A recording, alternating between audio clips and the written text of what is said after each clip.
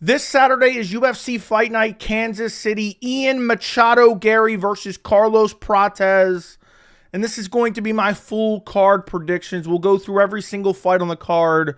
Really looking forward to the main event. Shout out to Machado Garry for saving another card by stepping in and fighting an ultra dangerous opponent. This time, a guy way behind him in the rankings. He said, you know what? I'll risk my ranking against a super dangerous guy way on the back end of the top 15 because I am not scared of anybody, anywhere, any place, anytime. Then we have the co-main event, Anthony Smith versus Mingyang Zhang. You know, is Anthony Smith going to curl up into a ball again? Is he going to curl up into a ball again? But in reality, this is actually a decent card. We have, some decent fights, particularly on the main card. But that's what happens when the UFC actually leaves the UFC apex. So I'm going to break it all down in this video. Let's start off with the people's main event. We have Chelsea Chandler versus Jocelyn Edwards. I mean, what an outright banger this is. Women's MMA, highest level of women's MMA. Chelsea Chandler, does she turn her back and sprint like she's running for her life? Or does she actually fight? That is the question here. She lost against Yana Santos. She beat Josie Nunes. She lost against Norma Dumont, where she ran and sprinted for her life. She beat Julia Stolarenko. And then before that, she's outside the UFC. She's 34 years old. She's fighting Jocelyn Edwards, who has a very similar fight style. She's coming off a win against Tamirs Vidal, where she finished her. Before that, lost to Aylin Perez. Before that, lost to Nora Cornell. Before that, beat Lucy Pudilova via split decision. Ji Young Kim via split decision. I don't know. I was just going to make this pick up while I went. I don't know. I mean, I could see it going either way. They both are kind of the same fighter. Mediocre striking. Okay grappling. They both kind of rely on their size and their weight and their strength to kind of bully people in the ground a bit. Neither one has beaten great opposition. Look, I'm just going to go Jocelyn Edwards just because I just don't think Chelsea Chandler... I mean, I don't think either one of them is that good. I could see Chandler pulling it off, though. Jocelyn Edwards, sometimes on the ground, just doesn't do anything. At least Chelsea Chandler will throw in some okay ground and pound. But either way, I see it being competitive. I see it being close. I could see both of them defending the takedown. So maybe it's on the feet and it's just an absolute shit striking clinic. Shout out Kamaru Usman, Colby Covington won. I'm going to go Jocelyn Edwards via decision. I think it's going to be a really ugly, close, competitive fight. Jocelyn Edwards barely gets it done.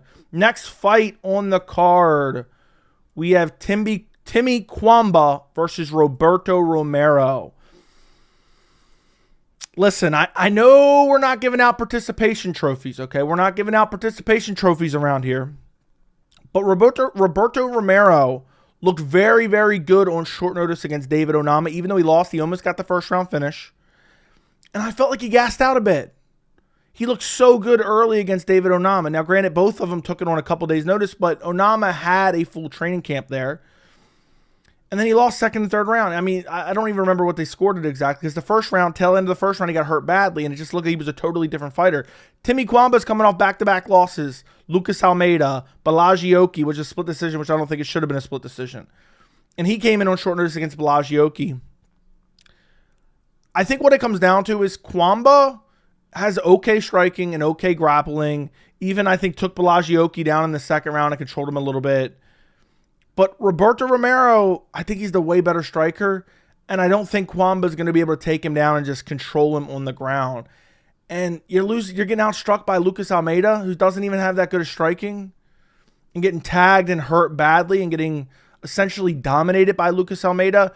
I think if Cuamba wants to win this fight, he's going to have to use his wrestling. But I think Romero is going to come in shape. You know, later in the fight, Onama was able to get takedowns and get control time because Romero was completely exhausted. I don't think that's going to happen in this fight considering he's had a full camp for this fight. So I'm going to go Roberto Romero. I know he doesn't have the greatest record, 8-4. You know, he only has one fight in the UFC to have 4 losses before he even entered the UFC is something. 2 of the 3 losses for Cuamba is in the UFC. So at least that record's a little bit better. They're both young. 26, 25. I liked what I saw against Romero. I mean, all we have to do is go off UFC losses. I like what I saw from Romero against David Onama versus what I seen from Cuamba against whom I just forgot his name that quick. Lucas Almeida. I think Romero outstrikes him. I think he's able to stuff the takedowns. If he does get taken down, I think he'll be able to get back up. And I just think he's the superior striker. So I'm going to go Roberto Romero. I'm going to say he gets it done via decision. Next fight on the card, some more women's MMA. We have Jacqueline Amorim versus Polyana Viana. I think this is a relatively easy fight to pick. I'm going Jacqueline Amorim. I did question her gas tank after she lost to Sam Hughes, but since then, 3 straight finishes. Beat Montserrat Ruiz, finished her via ground and pound. Almost started to look bad. Almost looked like she was going to gas out in that fight too. Got an armbar against Corey McKenna, armbar against Vanessa Demopoulos. Meanwhile, Polyana Viana's lost 3 out of her last 4. She's losing to Jillian Robertson, getting dominated on the ground and finished. Losing to Yasmin Lucindo, getting submitted there. Her last win is Jinyu Frey, where somehow she had crazy power and went out there and KO'd Frey. I don't think she's doing that against Amorim. Amorim's striking isn't that great, but her BJJ is top-notch. And there's no doubt in my mind she'll be looking for takedowns. There's no doubt in my mind she will get a takedown. And there's no doubt in my mind she will find a submission. So it's just a matter of how does she finish it? What submission does she get, in my opinion? I mean, getting submitted by Yasmin Lucindo, arm triangle there for Polyana Viana got submitted by her. Her jiu-jitsu isn't that great. I mean, it's not horrible. But her last win before Jinyu Frey was Mallory Martin. I don't even know who the fuck Mallory Martin is. I couldn't pick her out of a lineup. And that was 4 years ago. So 2 wins in 4 years. This is clearly a matchup the UFC set up for Amorim to win because they need some fresh contenders at 115. Amorim gets it done with her BJJ. I'm going to say gets close to a sub in the first round, but maybe doesn't get it. And in the second round, gets another takedown earlier in the round, is able to work to an armbar. I'm going Jacqueline Amorim, second round armbar. Next fight on the card, we have Malcolm Wellmaker versus Cameron Saaiman. I actually think this fight could go either way. Cameron Saaiman isn't that bad. I know he got absolutely brutalized by Peyton Talbot, but Talbot is nasty on the feet. Lost to Christian Rodriguez, who's a weight bully. Before that, beat Terrence Mitchell, who's a bum, but he made him look like a bum. Before that, beat Mana Martinez. Cheated nonstop. I mean, Cameron Saimon's a cheater. There's no doubt about that. Does he cheat in this fight? Groin shot, eye poke, fence grab, another groin shot. If he does, I'll tell you this right now. If there's over 3 fouls from Cameron Saaiman, I'm going Cameron Saaiman. Okay, if there's over 3 fouls. But if there's not over 3 fouls, I'm going Malcolm Wellmaker. I think this fight is going to be primarily on the feet. Wellmaker has very fast hands, nasty power. He's coming off of Dana White's Contender Series where he absolutely brutalized the guy he fought on Dana White's Contender Series.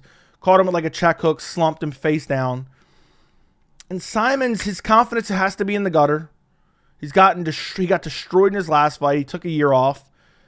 Peyton Talbot isn't even that great. Went on to lose to Hani Barcelos, but I mean, that's because of his grappling deficiencies. I think Wellmaker's going to get it done here. Could Cameron Saaiman cheat his way to a decision victory? Sure. Do I think Wellmaker puts him out, though? That's the question. Because Wellmaker has decent power. He has quite a bit of finishes. He's 8-0, undefeated. But Cameron Saimon's tough as hell. I mean, he survived a nasty onslaught multiple times from Peyton Talbot before he eventually got finished. I don't think Wellmaker has the striking of a Peyton Talbot. I don't think Wellmaker has the power of Peyton Talbot. So I'm going to say Cameron Saaiman survives maybe to a decision. Maybe tries to mix in the wrestling. But I see Wellmaker just being faster on the feet, landing the better shots. Maybe rocking Saaiman, but Saaiman survives with his good chin. And I see Wellmaker probably winning a decision. I'm going to say a 30-27 decision win for Malcolm Wellmaker. But if Saaiman cheats up a storm, I think Saaiman could win because he is good. But the question is how good. Also, I'm suspicious of every person coming off Dana White's Contender Series. A lot of time they get hyped up coming off of beating a bum on Dana White's Contender Series, and all of a sudden they're an absolute scrub. Now, I know Simon's from Dana White's Contender Series as well, but that was a different Dana White's Contender Series. That was like 3 years ago, I believe, 4 years ago, maybe even. The competition threshold was a little bit higher. Now they're just, scraping any bum off the bottom of their shoes to try to throw them into Dana White's Contender Series. I'm going to be debuting in the heavyweight division very, very soon. So I'm going Malcolm Wellmaker. I'm going to say decision, 30-27 decision win. Next fight on the card, We have Blackshear versus Alatengheili. I guess Alatengheili could win this fight. I'm actually mildly high on Blackshear. He's coming off whenever Cody Gibson Kimura'd him. Before that, submitted Cody Stamen. Before that, lost to Montel Jackson, got KO'd there, and lost to Mario Batista. No shame in either one of those losses. Alatengheili's coming off a win over Cledson Rodriguez and a loss to Chris Gutierrez. I think Blackshear is better than Chris Gutierrez, and Blackshear is the better grappler. Now, Alatengheili has not been submitted in a long time. He has one submission loss in his entire MMA career, and it was a long time ago. I don't remember exactly what year it is, but I think it was like 2015 if I had to try to remember. I think it was like 2015, so it's been 10 years since he got subbed. He does have a credible ground game. He used it against Cledson Rodriguez. He's used it in the past. He has some offensive grappling. I do think Alatengheili is the better striker, definitely has more power as well on the feet, but Blackshear is decent on the feet. Blackshear has way better grappling and way better jiu-jitsu, and I think even though Alatengheili has very good striking and decent defensive grappling, I think the threat of the takedown is going to set up the striking on the feet for Blackshear. And so I see Blackshear going out there, outstriking him a little bit, like just barely mixing in the grappling, which is really going to set up the striking. And I see him getting some decent control time, looking for submission attempts, maybe even finding like a rear naked choke. Probably not in the first round when Alatengheili is fresh, but maybe like in the second round, like a gassed Alatengheili. But I'm going to say Alatengheili hasn't been subbed in 10 years-ish or more. So I'm going to say he survives and doesn't get finished. I'm going to pick Blackshear to get it done via decision. I think it'll be heavily reliant on the takedowns, but I think Alatengheili will be able to find his way back to the feet on a couple occasions. But I think the striking isn't going to look great because he's worried about getting taken back down by Blackshear. So I'm going Blackshear to get it done. I mean, Cody Gibson, Cody Stamen, decent opposition. Not great at all. But Cody Stamen's like a wrestler boxer, and Blackshear was able to take him down and sub him. So I'm going Blackshear to get it done. I'm going to say decision, but I could see him getting like a second or third round rear naked choke submission finish. Next fight on the card, we have Chris Gutierrez versus John Castañeda. I feel like a lot of these picks, I don't want to say you can't go wrong with them, but I just, it's like I don't think I can pick John Castañeda. I don't think he's that good. He's coming off a loss against Daniel Marcos, who's probably the bummiest undefeated fighter ever, who's decent. He's decent. He's well-rounded everywhere. Before that, he beaten Kyung Ho Kong. Before that, Muin Gaffarov. Before that, lost to Daniel Santos, got KO'd there. They're not the worst losses or the best wins, but they're okay. Then you have Gutierrez, who has the worst fight IQ ever. At one point, he was a ranked bantamweight. His last fight, he beat Kwang Lee. Before that, lost to Song Yadong, where he was getting out-grappled and then pulled guard in the 5th round. Before that, he beat Alatengheili. Before that, he lost to Pedro Munoz, but that's a Pedro Munoz from a couple years ago who's actually still pretty good. His signature wins, Frank Yeager, the dead corpse of Frank Yeager. So this is kind of a tough pick, but at the same time, you just look at this fight and you're like, oh, I got to go Chris Gutierrez. Chris Gutierrez has been 5 rounds. He has good striking. I don't think John Castañeda is the best grappler. John Castañeda is scrappy is what he is.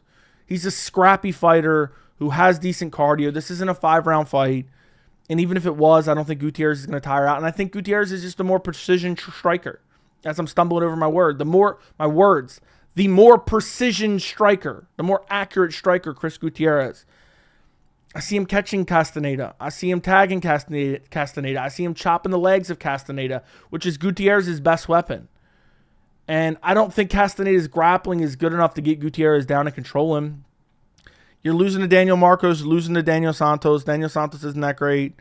Okay, sure, you got a couple wins in between here, but I'm going Chris Gutierrez to get it done. I'm going to say Gutierrez via decision. I could see it being a mildly competitive fight, but I have to go Chris Gutierrez in this one. Next fight on the card, we have Evan Elder versus Gage Young. Gage Young stepping in on a couple days' notice. I haven't really seen much of him. He's coming off a KO win against Eric Grant, who's 6-4. Before that, lost to Quinlan Salkill, who just recently got a win in the UFC. Lost there. And before that, fighting guys who are 5-5, 2-7. I mean, 3 wins ago, a guy's 2-7. He fought a guy who was 13-8, so not bad, horrible opposition, but for unknown guys. But you have Evan Elder, who's coming off a win over Darius Flowers, finished him there against Gennaro Valdez. Before that, lost to Nazim Sadihov, lost to Preston Parsons. Both who are decent fighters. They're not straight up bummy fighters. And you have Gage Young, who's inexperienced, at least against good opposition or relatively decent opposition. And you have him coming in on a couple days' notice. You have to go Evan Elder here. A little bit of a reach advantage, a little bit of a height advantage. They're both relatively young. Evan Elder is decent everywhere. Has decent grappling, has decent striking, has good power. Nothing crazy. I mean, he's not out there just wrecking guys. But he has finishing ability. He's kind of inexperienced too. He's 9-2. But at least he has those UFC fights. I mean, 4 fights in the UFC versus Gage Young, who's coming in on short notice. Kind of a scrappy guy who's probably just taking this opportunity so he can kind of live to fight in his second UFC fight. Essentially, he's taking the opportunity to get a UFC contract because the UFC signs these guys, and then because they took a chance on a couple days' notice, even if they lose, they get a second opportunity. So Gage Young, going to get a second opportunity. I think he loses to Evan Elder. I'm going to pick Elder to finish him. First or second round KO. I'll say first round KO. Who knows if Gage Young is even in shape fighting at the Kentucky State Fair. I'm going to go Evan Elder to go out there and put him away in the first round. Late first round KO from Evan Elder. Next fight on the card, I believe this is the featured prelim. We have Matt Schnell versus Jimmy Flick. Am I going to do it? Am I going to do it again?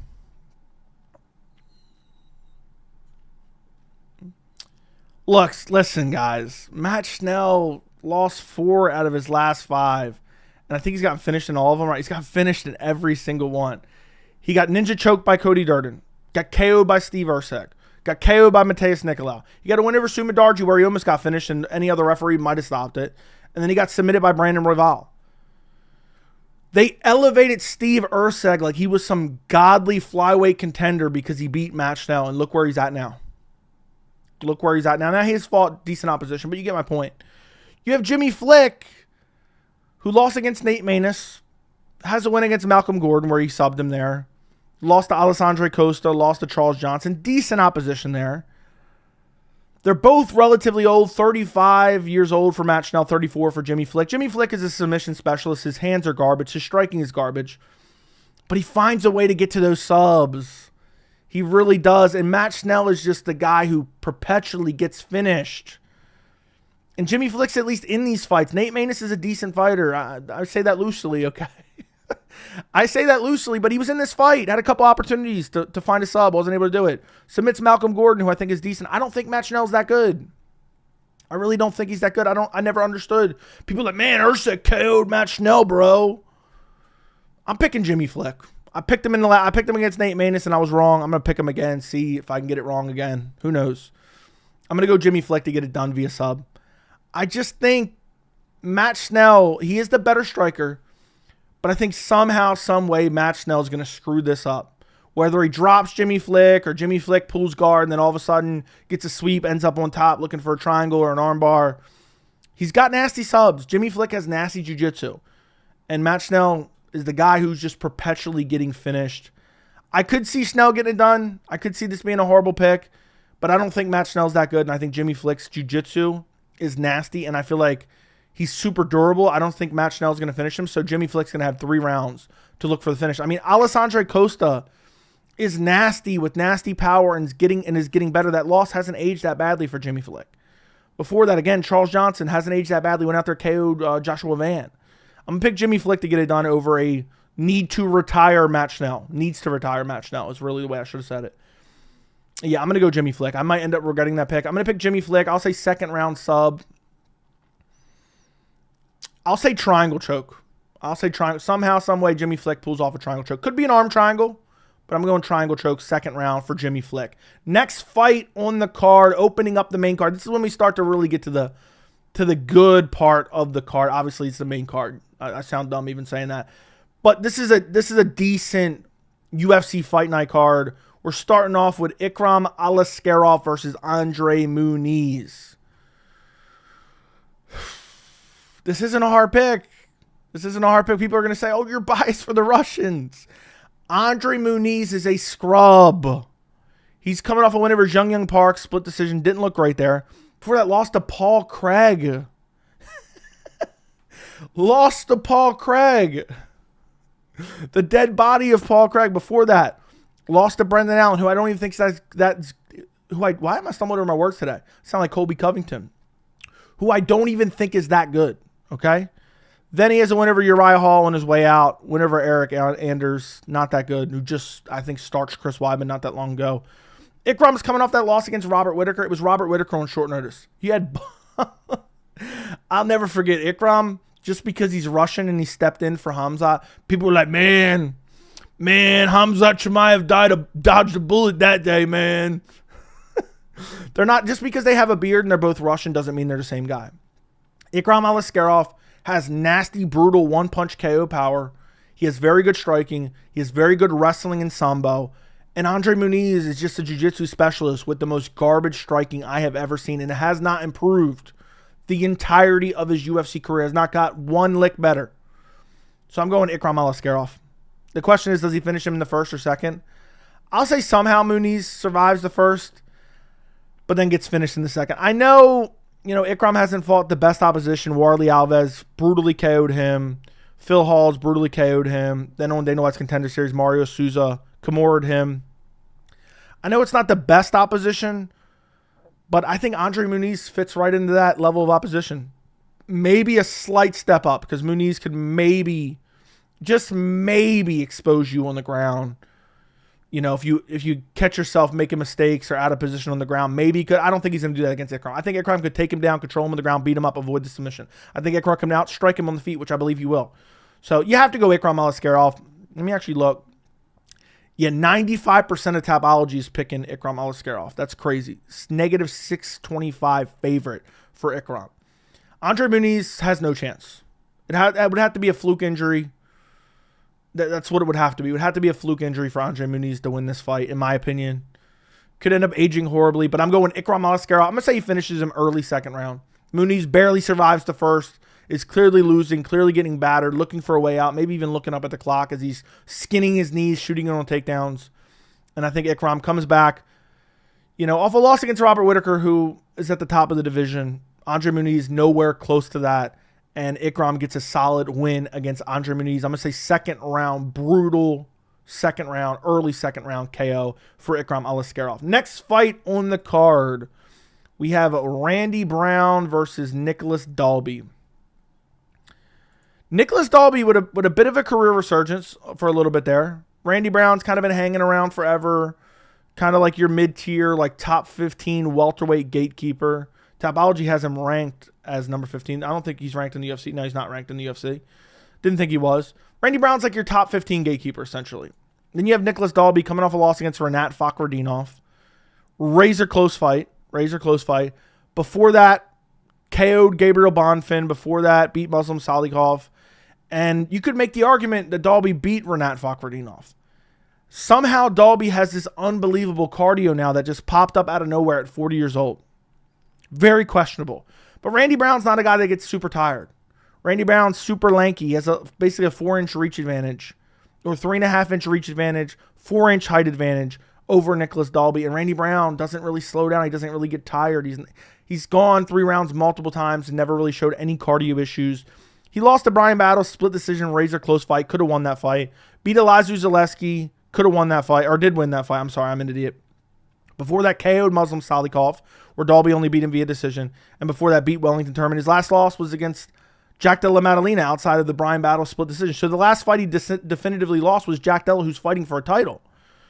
I don't think Nicolas Dalby has crazy finishing ability. His cardio is insane, but again, I don't think he's going to gas Randy Brown, walking him down. I think Randy Brown's going to be pumping the jab, keeping him at range. Dalby's going to be trying to clinch up.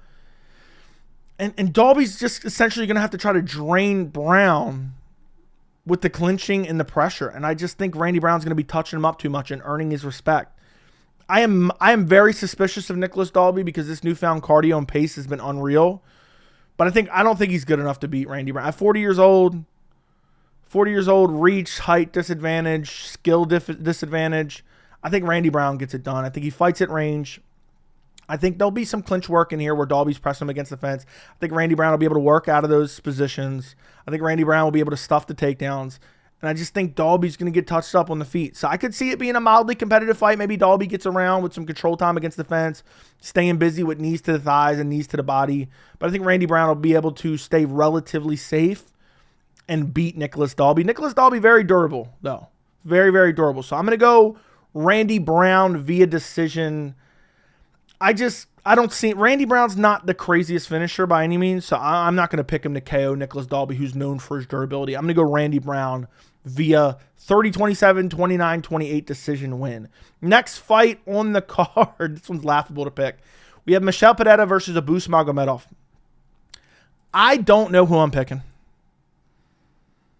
Michel Pereira showed 1 round of cardio versus Fluffy Hernandez. 1 round of cardio. How am I supposed to pick you? You were a weight bully at welterweight. You moved up to middleweight. Everyone acted like you were a god at middleweight because you beat André Petrosky, Michael Olashechek, and Ihor Potieria. We're acting like you're a god because of that. Oh, he does some cool backflips, and he gasses himself out walking to the cage. He looked like shit against Fluffy. I'm so glad I picked Fluffy. I feel like a lot of people were picking Pereira. I'm so glad I picked Fluffy. Then you have Abus Magomedov. You have Abus Magomedov who beat Bruno Ferreira, faced some adversity in that fight, but eventually gets the finish. Beat Warley Alves, who's a scrub. Lost to Caio Baralho, but went to decision. Lost to Sean Strickland, but was dominating him in the first round, but then gassed out because he has no gas tank either, apparently. And then beat Dustin Stolfus, front kicked him. And Abus is big, too. Abus is big. We were talking about this fight on stream the other night. And I said, look, the longer this fight goes, the more I favor Abus. Imagine saying that and it not being satirical. The longer this fight goes, the more I favor Abus. Someone comment that down below. Someone's got to comment that. Look, I'm going to pick Abus Magomedov. I know Pereira's super explosive and dangerous, but his cardio is dog shit. And while Abus's cardio is dog shit, he's going to decision with Caio Baralho. Pereira's lasting 1 round against Fluffy Hernandez. I could see Abus mixing in the grappling. And while Pereira's hard to take down when he's fresh, he's only got 2.5 minutes in the tank. Okay? Like me with your mother, okay? Listen, Abus is a dangerous striker. He's a big middleweight. Michel Pereira is a big middleweight as well, which is crazy because he came up from welterweight. I'm going to go Abus. Does Pereira survive? Does Pereira maybe get a first-round finish? Sure. Bruno Ferreira had Abus in trouble. I'm going to pick Abus. You know what? Abus is going to get tired too, so it's going to be a slop fest after like 1.5 rounds. I'm going to say Abus wins via decision. Sloppy decision win. Abus has more gas in the tank as the fight goes on. If Pereira wins, it's going to have to be a first-round stoppage. I don't see that happening. Abus is very sharp. I mean, Abus literally is... This is going to sound insane. And maybe the same as applying to Michel Pereira. Abus with 5-round cardio is literally top 5 material. As crazy as that sounds. He has nasty striking, primarily his kicks. He can keep range very well. He has a 5-inch reach advantage, a inch height advantage. He's 34, but they're middleweight. You know, age isn't much of a factor at middleweight. So I'm going to go Abus Magomedov to get it done via decision. Pereira maybe has a great first round and then loses the second and third. Abus survives. Abus has the better cardio and wins this fight. I'm going Abus to get it done. I'm going to say 29-28 decision win for Abus Magomedov. Maybe even a third round ground and pound TKO. Next fight on the card. We have the featured fight on the card, and the UFC's website is glitching. Look at this. Look, this is the co-main event right here, but look at this glitch. We have Giga Chikadze versus Damon Onama. We'll cross that bridge when we get to it, okay? Giga Chikadze versus David Onama. Chikadze came in, started talking a lot of shit, and he just never lived up to the expectations, and he has been super inactive, and now he's damn near late 30s. He's fighting 30-year-old David Onama. And he's 37. He's coming off a loss against Arnold Allen. Had a decently competitive fight there. Before that, beat Alex Caceres. Before that, lost to Calvin Kattar, where he got brutally exposed. I thought Giga was a future contender at featherweight, to be honest. He beat Edson Barboza. He beat Cub Swanson with the Giga kick to the body. I thought Giga was so good at one point, and now that I know he's not, I'm almost like there's like a inherent bias behind that. Like, okay, I was overrating him, so now am I overrating him by thinking he beats David Onama? David Onama is coming off a win over Roberto Romero, who almost finished him in the first round, who's also fighting on the card. Jonathan Pierce, Gabriel Santos, lost to Nate Landwehr. They went to war, lost to Nate Landwehr. My gut is telling me to go David Onama just because he's younger. But I think Onama's more just athletically explosive and doesn't have the technical ability of Giga Chikadze. Chikadze is really good striking, and Onama isn't the type to really put on that like Nicolas Dalby pressure and output. I mean, a Nicolas Dalby featherweight destroys Giga Chikadze. We saw that with Calvin Kattar, who's doesn't even have that crazy of pace and output. This isn't a 5-round fight. I think Giga's crisper on the feet. I'm going to go Giga Chikadze against David Onama. I think he's just crisper on the feet. What is Onama going to do? Out-grapple him? I think Giga Chikadze has decent grappling until he's gassed. This is only a 3-round fight. Onama has power, but you have to land on the chin to really utilize that power. I think this is a good fight. I think this is good matchmaking by the UFC, but dude's getting dropped by Roberto Romero, getting tagged by Roberto Romero, getting his legs just chewed up by Roberto Romero on short notice. Giga has nasty kicks. That's his best weapon. So I'm going to pick Giga Chikadze to get it done against David Onama. I just think he's the better striker. I think Onama maybe a little bit more power in the hands. Maybe a little bit more well-rounded, but I just don't think he's going to be able to utilize wrestling because Giga's not going to get tired in a 3-round fight. And Giga's fighting way better opposition. To go from Arnold Allen to fighting David Onama, Arnold Allen is, leaps and bounds better than David Onama. So if Giga's being competitive with David Onama or with Arnold Allen, I don't think David Onama is going to put him away. So David Onama basically has to catch a KO shot to win this fight. I think Giga Chikadze wins. I'm going to say Giga Chikadze via decision. Kicking the legs, chopping the legs, limited the mobility of David Onama, chopping to the body, abusing the gas tank of David Onama, and just being overall slicker on the feet. And I think Giga Chikadze gets it done. I'm going to say decision win. Yeah, I'm going to say decision win. I could see him finishing him with like a body shot. I could really see him putting David Onama away as well, considering Romero almost starched him out in the first round. But I'm not ready to predict that just yet. So I'm going Giga Chikadze, level of opposition. Skill set overall, I think Giga's better. I'm picking him to get it done. Next fight on the card, we have a glitch on the UFC's website. So we have Mingyang Zhang versus Anthony Smith. Mingyang Zhang versus Anthony Smith. The UFC's website's just doing me dirty. And I waited like 30 minutes because I seen the website was messed up and it was still messed up. I wasn't waiting any longer. Co-main event. I'm trying to get them both on screen. Okay, that's the best I can. That's the best I can do, boys. That's the best I can do. Mingyang Zhang versus Anthony Smith, co-main event. Is this some kind of sick fucking joke? I mean, what kind of twisted fuck works for the UFC? And they're sitting in the war room. They're like, oh shit. I got an idea. Let's book Mingyang Zhang versus Anthony Smith, co-main event at UFC Kansas City. I mean, what kind of sick, twisted son of a bitch booked this fight? It's an easy prediction, thank God, for the co-main event. Mingyang Zhang. I'm stumbling over my words in this video for some reason. I think he brutalizes Anthony Smith. Anthony Smith lost to Dominic Reyes in his last fight. No shame in that. Curled up in the ball like he usually does. Lost to Roman Dolidze, who's a middleweight.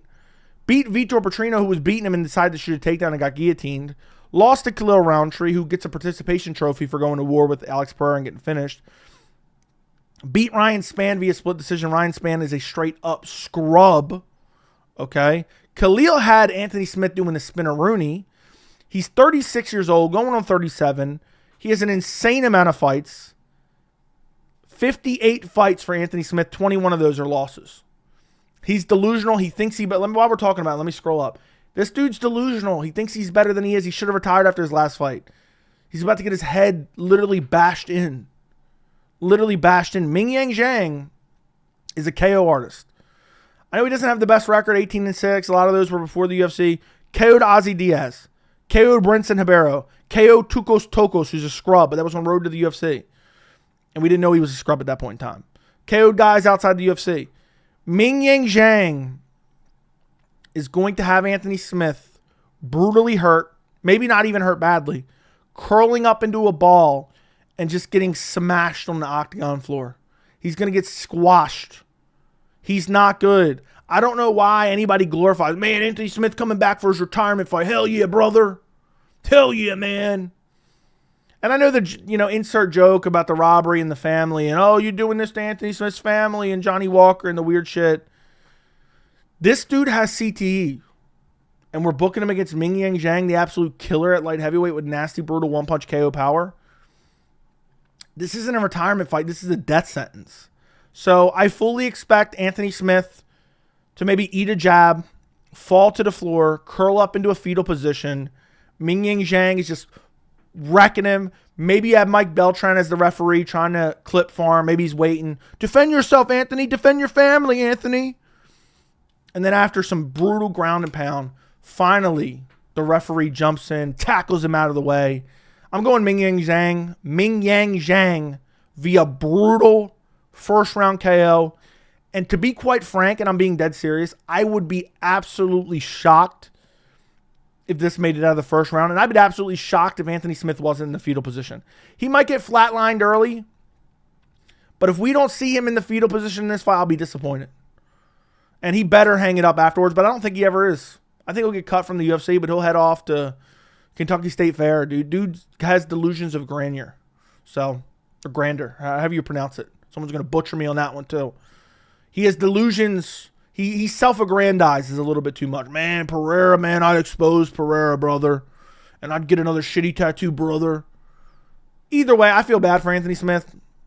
He fakes a retirement in his last fight. He should have retired. The UFC's heartless. But in this sport, the young perpetually eats the old. Mingyang Zhang, 26 going on 27. 10 years youth advantage because almost 37-year-old Anthony Smith. And I don't know. Vitor Petrino gave him some false hope. He should be on like a 20-fight losing streak right now. So I'm going Mingyang Zhang on the Butchered UFC website. We have a big picture of him here. I'm going him by brutal first round KO. Next fight and last fight on the card. They have him twice now. They have Anthony Smith and Mingyang Zhang twice. Last fight on the card, main event. Main event, boys. We have Ian Machado Garry versus Carlos Prates. Whoo, this is a heater, boys. For once we get a main event that we actually like. Is this not a damn good fight night main event?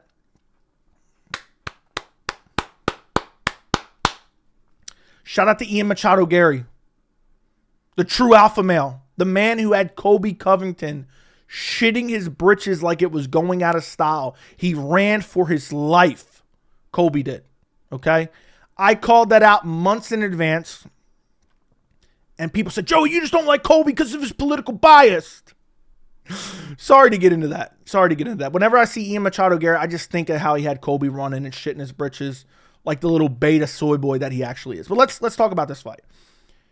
Garry steps in to fight Carlos Prates because Jamal Hill pulled out again against Khalil Roundtree.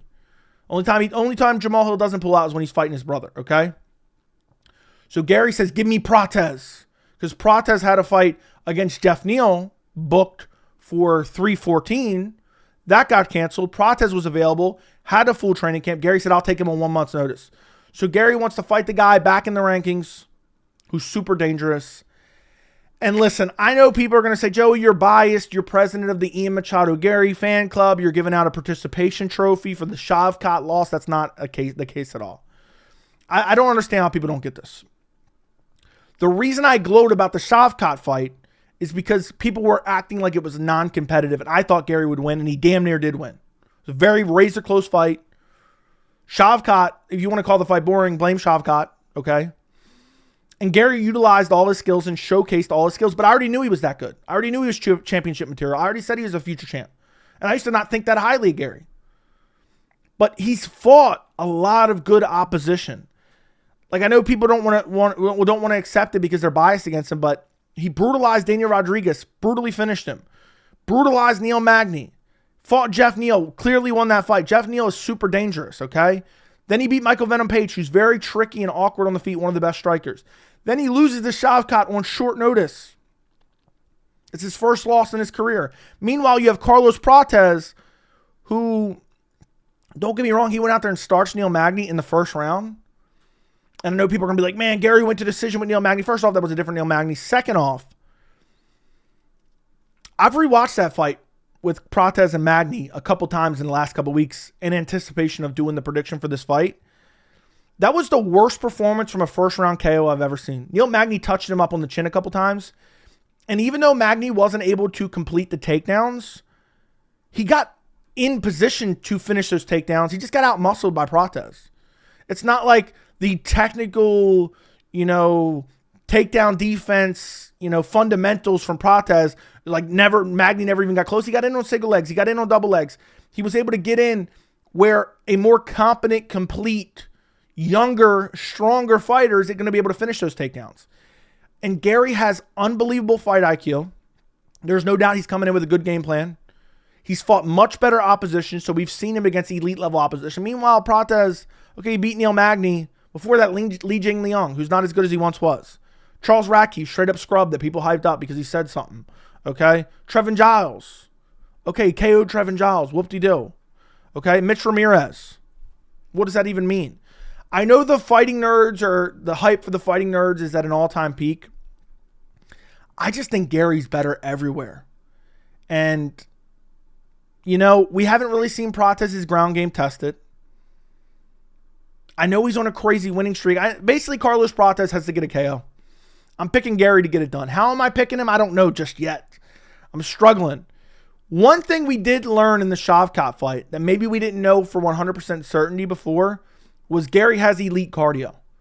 He out-cardioed Shavkat in that fight, okay? He showed good 5-round cardio, almost gets that rear naked choke. Oh my God, that would have been so glorious.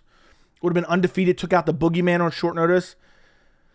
I think Prates is good, but I don't think he's Ian Machado Garry good. Machado Garry is good everywhere. His striking's really solid. I talked about this going into the MVP fight. Everyone was picking MVP. Then Garry beats him, and everyone's like, oh man, MVP was never that good. Garry was primarily a grappler outside the UFC, taking guys down, finishing them with submissions. He evolved his kickboxing and his striking. He has amazing leg kicks. And Prates, I feel like a lot of his career, particularly his UFC career, is just him fighting lesser guys. He has no respect. He walks them down and just makes highlight reels out of them. So it looks super impressive when you look back at his career. But I think Garry would starch out all those guys as well. I mean, the Neil Magny fight could have been stopped over and over and over again. Plus, it was a better Neil Magny at the time. That was years ago. I think Garry gets it done. I think he can test Carlos Prates' grappling. I think, Neil Magny's getting him up against the fence in the clinch position. Garry can get him up in the clinch position and then take him down with a single leg. I think Garry will mix in the grappling. I think Garry will be super elusive early, maybe even the first round a bit boring. It's a 5-round fight. I think he's going to be hard to hit. Gary's not easy. I mean, people are still like, oh man, Song Yudong clipped him. And then what happened afterwards? Garry put him out, put him away. What are we talking about? One punch from 5 years ago. I think Garry is the elite of the elite in the welterweight division. I do think Garry is a future champion. And I think he's a badass for not squatting on his ranking. I don't want to fight Carlos Prates, man. He's 13 or 14. I'm 5 or 6. No, he said, you know what? I got to fight everyone anyway. So let me just prove myself. There's a little bit of a build-up, a little bit of back and forth between the two guys, making it interesting a bit. I haven't really paid too much close attention to that, but I know there is. I just think Prates has to look for a first or second round KO. And also, we know Gary's cardio is elite. I already said that. Prates is out there smoking cigarettes, and while everyone's like, oh, it's so funny, he's smoking cigarettes all the time. The first time he gasses out because he goes 3 rounds, people are going to be like, oh, what happened? People, all of a sudden, everyone's going to be harping on the cigarette smoking. So you know what? I was going to pick Garry by decision. I'm going to pick Garry to finish him. Garry almost got the rear naked choke against MVP, didn't get it. Almost got the rear naked choke against Shavkat, didn't get it. I think this time, Prates is going to get worn out. Prates is going to be trying to look for a finish early. He's not going to get it. I think Gary's going to mix in a lot of the grappling. I think he's going to be chopping the legs. I think he's going to be super elusive for the first round and a half because he knows the only way Prates beats him is, a big power shot early. And I think Garry really starts to put it on him in the 3rd and 4th round. I think he'll get a takedown in the 4th round. Prates will be looking up at the clock. Garry eventually gets the back and finds the rear naked choke. I'm going Ian Machado Garry, 4th round rear naked choke. But I see Prates getting finished in this fight. I see like a 3rd, 4th, or 5th round finish for Garry. But even so, if it goes to decision, I think Garry wins as well. I think Prates has a puncher's chance. He has to find that KO early. 5-round fight, it's not going to be as easy because Prates maybe is thinking, oh, I got to conserve my energy. He was only scheduled for a 3-round fight. He may have had a full camp. He was only scheduled for a 3-round fight against Jeff Neal at UFC 314. So I'm going to Ian Machado Garry to get it done. I think he gets it done via 4th round rear naked choke. And people need to finally give him the respect that he deserves, even though I feel like a lot of people have changed their opinion on him. And yeah, I think that's it. UFC Kansas City. I'll be live streaming the event if you care to join me. If you enjoy predictions, make sure you subscribe to the channel, turn on notifications. I would greatly appreciate it. And thank you so much for watching.